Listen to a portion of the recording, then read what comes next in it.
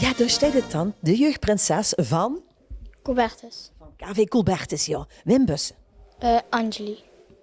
En in het dagelijks leven, Wim Bussen nog meer. Wat dus? Hoe zit ze op school? Wie oud Bussen? Ik ben 10 jaar. Ik zit op de synergieschool. Aan de kapel, hoor. Ja. Ja. En heb ze hobby's? Ja, scouting en ja. En dat was kerstvers uitgeroepen, hè? Pas geleden. Ja. Was het leuk?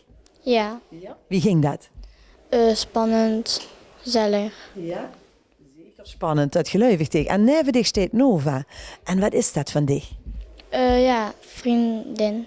Ja, een vriendinnetje. Hallo, Nova. Dag schat, wie oud bent ze? 6. 6 jaar. En dan mocht ze... Oh, je bent al net jarig geweest dan, hè? Ja. Net jaar en net 7. En ben ze al lang met haar vriendin? Ja? Ja. Ja. Wie kent je terug? Ja, via moeder en moeder. Oké, en doet je ook met een sporten? Of doet je het gezellig samen? Wat doet je altijd samen? Ja, samen scouting.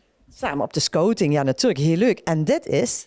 Savigno. Ja, Savigno. En du bent nu adjudant? Ja, Ja. En wie het zich vroeg, wie vond ze dat? wel leuk. Ja. Heel bijzonder.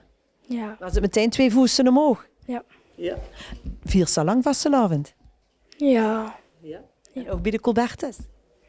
Ja, nu het eerste jaar dan. Gewoon echt gewoon. Schoon. Zeg, en heb je ook een spreuk? Ja, samen lachen, zingen, dansen. En deze familie pak ik nu mee kansen. In deze familie. En is dat die eigen familie of de familie van Colbertus? Ja, eigen. Een eigen familie, ja, want Groot. een grote familie heb ze. Ja. Ja. En staan die allemaal achter dich? Die gaan allemaal met in de Polonaise? Ja.